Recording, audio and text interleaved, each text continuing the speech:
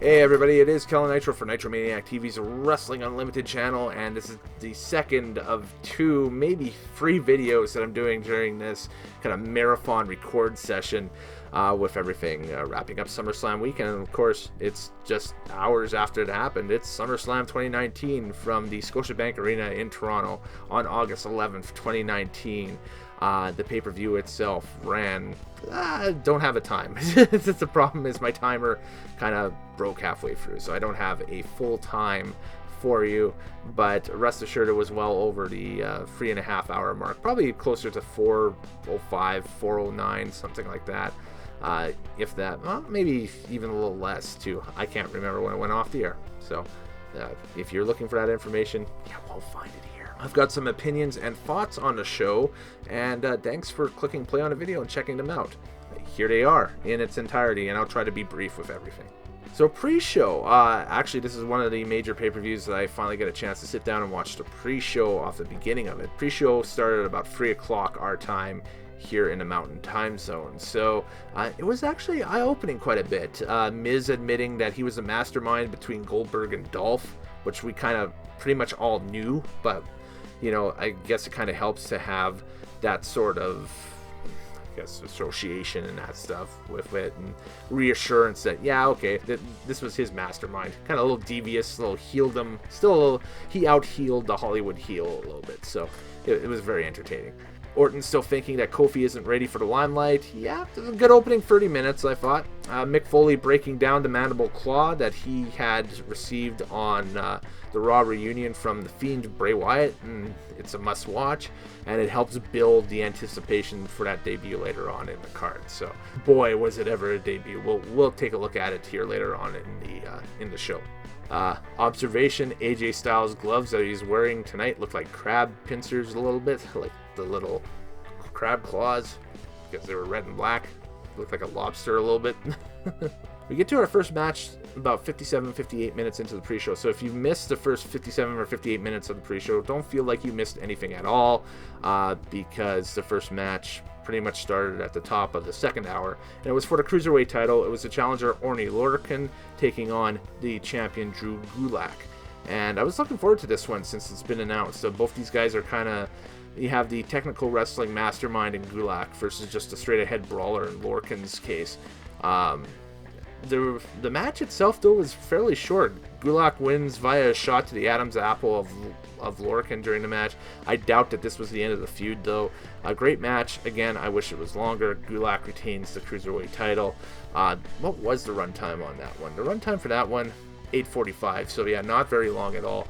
I'm hoping for a rematch on 205 Live on Tuesday between the two of them, and then give them just 20 minutes and let them burn the house down. I think that these two could put on a hell of a match, and I think we'll be able to see that on Tuesday, because that's what they did with Nice and Buddy Murphy at WrestleMania, and it ended up being the second match, not the first one. The second one ended up being like match of the weekend almost. Well, it was in my top 5 at least, so it was incredible. Drake Maverick, R-Truth, and Carmella have an interaction over the 24/7 title. It was very meh, to be to be quite honest.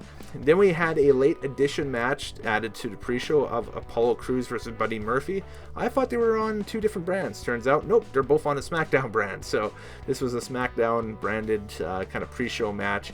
Murphy almost gets a pin with a very early knee trigger earlier on in the match, and I think this match was doing a great job of showcasing Murphy and his athletic ability, and just right when they get to the point where Apollo Crews is starting to kind of show off his athletic ability and turn the tides a little bit in this match, in comes Eric Rowan. Now, of course, this is all with the Roman Reigns storyline on SmackDown. So, now the finish of the match was very interesting to me. It was a thrown-out match. Buddy Murphy got jumped by Eric Rowan, and that's over the whole Roman Reigns storyline.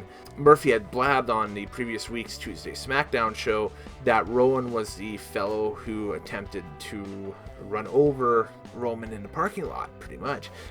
And so, with knowing with that knowledge, Rowan came out and pretty much just laid out Murphy to the point where it was a powerbomb into the ring post that finally fell Buddy Murphy down, and Rowan just kind of crouched besides him and says, "Hey, don't mention my name. You never mention my name," like that.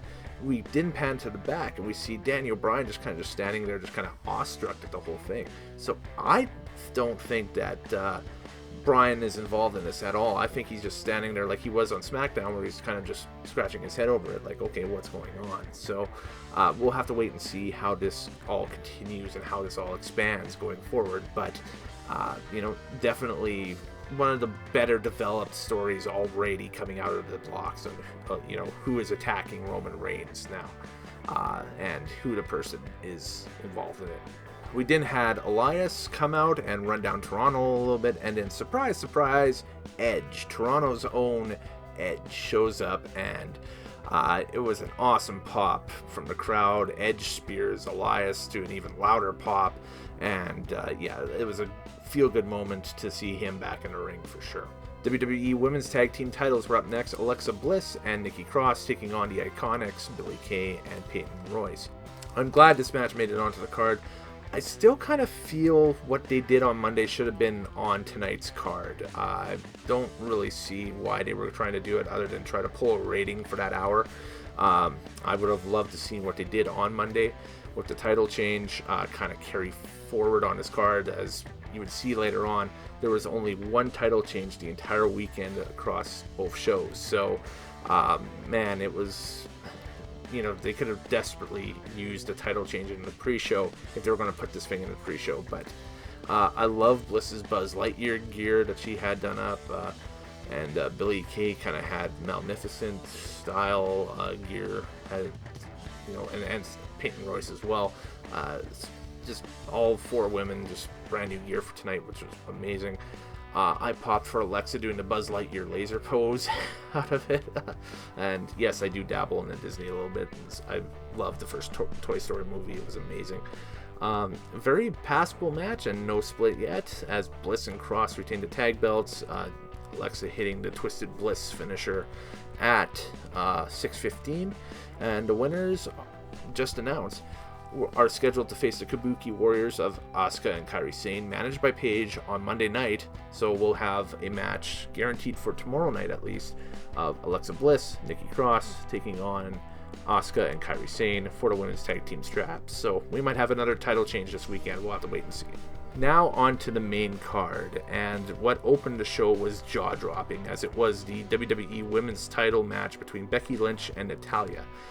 This is now Natty's biggest match ever, in my opinion. It's eclipsing the takeover match she had with Charlotte back in 2015. This is the biggest stage. She opens SummerSlam in Toronto, her home country. NWA Supergirls alumni, both of them, way back in 2005. It was a very well-paced match to open. Natty attempts a sharpshooter on top rope. That's a first. I've never seen that before. That was a very interesting spot and a very believable spot. Kudos to them for developing that. Next level between the two of them, I thought they really pushed the pace. An excellent exchange of submission moves that led to the sharpshooter being put on Becky. Rope break breaks it though, and then Becky hooks to disarm her and gets Natty to tap. 5-star match, great battle. The dark horse match of the night already right out of the box. And we're not even 25 minutes into the pay-per-view. Awesome. In an action-packed first hour, we had Goldberg versus Dolph Ziggler next. Dolph gets Miz tomorrow night on Raw if he lives. I kind of lolled at that again. Super kick out of the box, a 1 count, and then a repeat by Ziggler, which was fairly quick. Just again, super kick out of 2, and then again, just 1 counts, and then just speared by Goldberg, a jackhammer 1-2-3 to end the official match. But the runtime was 1:50 for you folks who keep track of sort of things like that. That's a quick match. It's a squash job. And then Ziggler calls Goldberg out again after. Is he nuts? Goldberg spears him again. Ziggler then states on the mic that he's the best thing going. Goldberg then unloads a mega spear on him, so he got hit with about 3 spears over a 5-minute segment. It was very Monty Python-esque, that entire bit, so it was very funny. I enjoyed the heck out of it, just because it took a normal squash and they made it super entertaining. And then at the end of the day, I think it made Dolph look a little bit better as a heel, as just this real cowardly, conniving, sniving heel. And now he's got to go one-on-one with Miz in probably a better match, a longer match, tomorrow night on Monday Night Raw. So, already Raw for tomorrow night's looking actually pretty entertaining. I'm looking forward to it.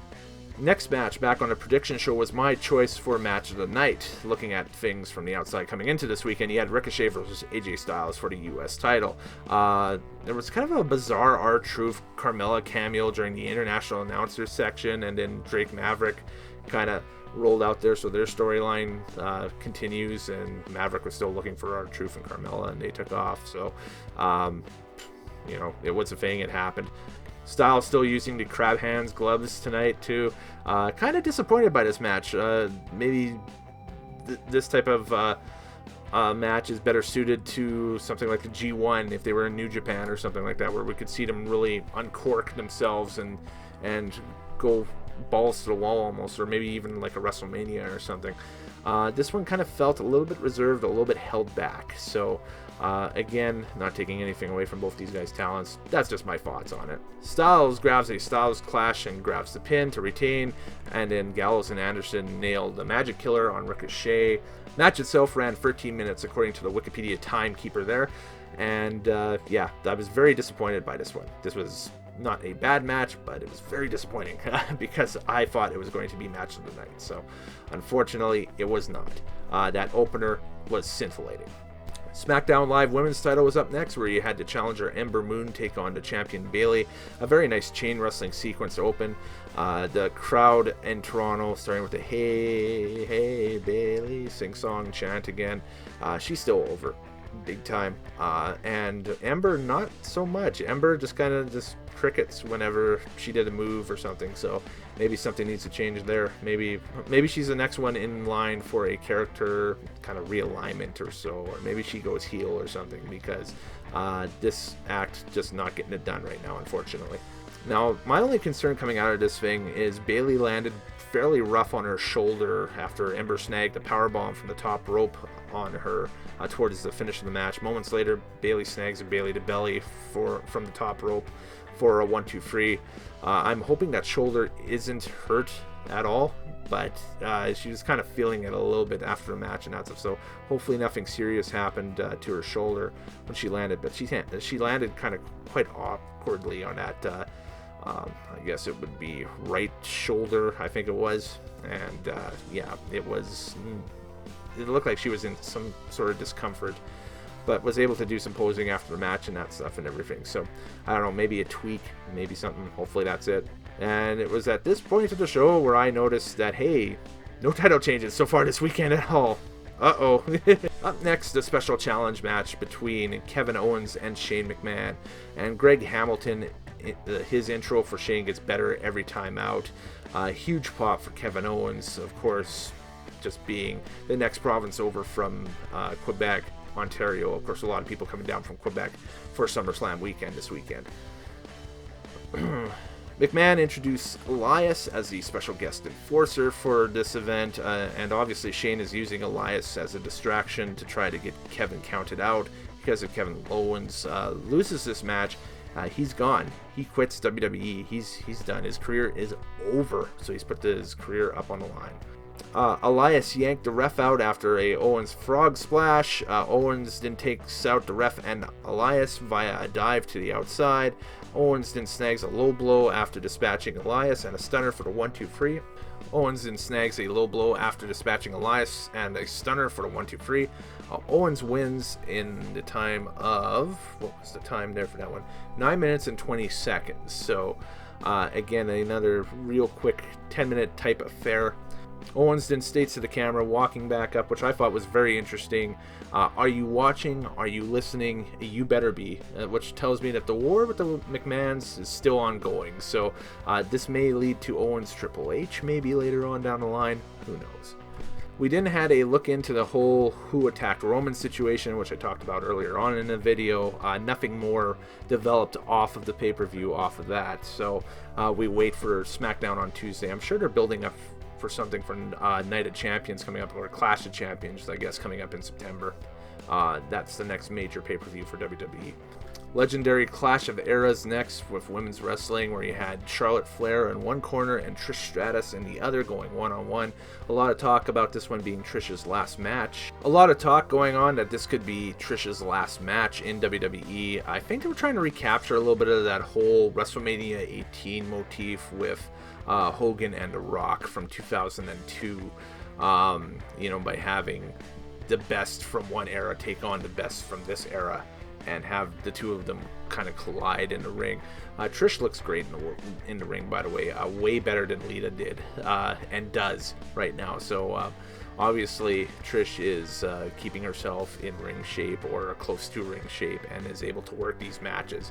Trish had the advantage until Charlotte kind of flipped the script, pardon the pun, and yanked her feet out from underneath her on the steps. Trish, though, was taking some real sick bumps in this one. Good on her, and I'm surprised on how competitive this match is. The runtime on this match was 16:40 in a very competitive, like I said, singles match. And after Trish attempted a figure 8 earlier in the match, she attempted Charlotte's own finishing hold and looked a lot better than Charlotte does at it, which kind of showed her up a little bit.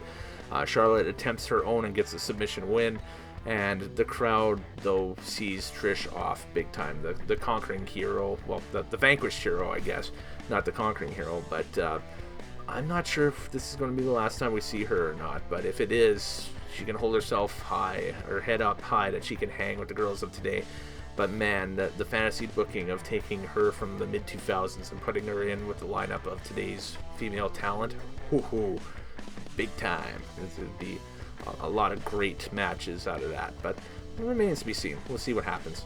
We then had Kofi Kingston take on Randy Orton for the WWE title.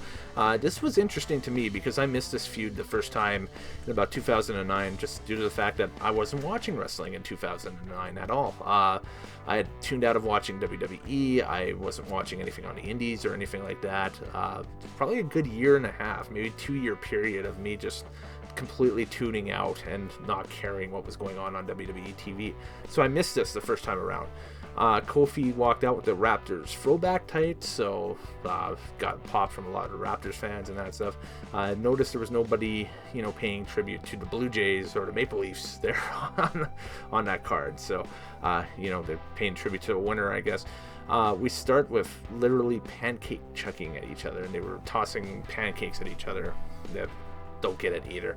Orton then throws Kofi to the barricade. The match was really slow, methodical, a very typical Randy Orton sports entertainment-esque type presentation, and I thought this match went way longer than it needed to be.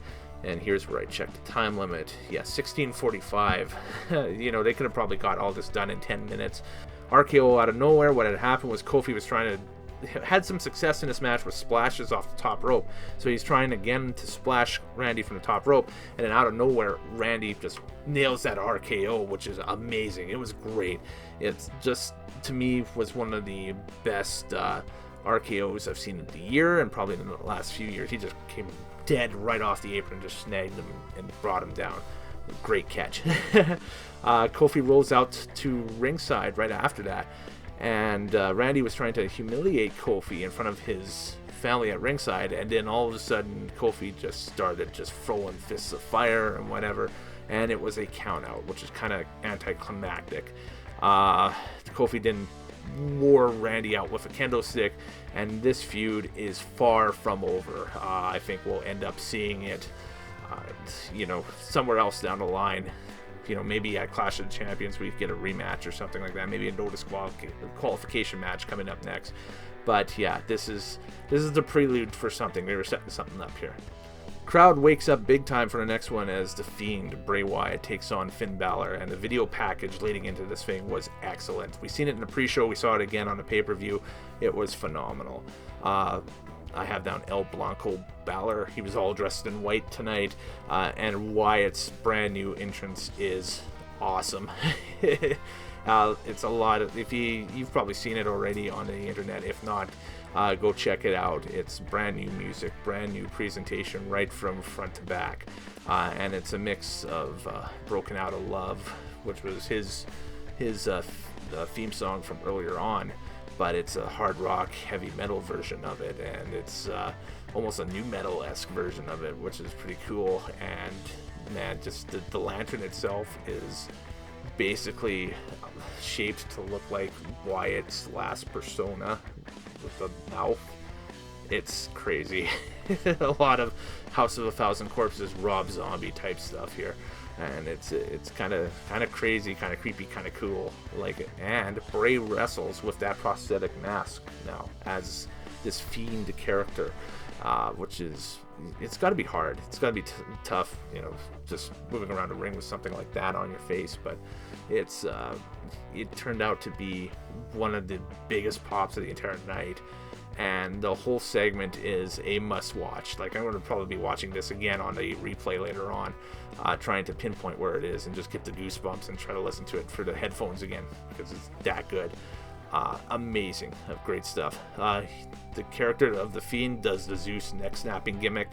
Wyatt has slimmed down quite a bit, so the dude is body goals for sure. Wyatt catches Finn on a coup de grace attempt and gets a pinfall win over Balor via the mandible claw. So it looks like that they've established the mandible claw as Wyatt's brand new finisher that he uses to finish people with.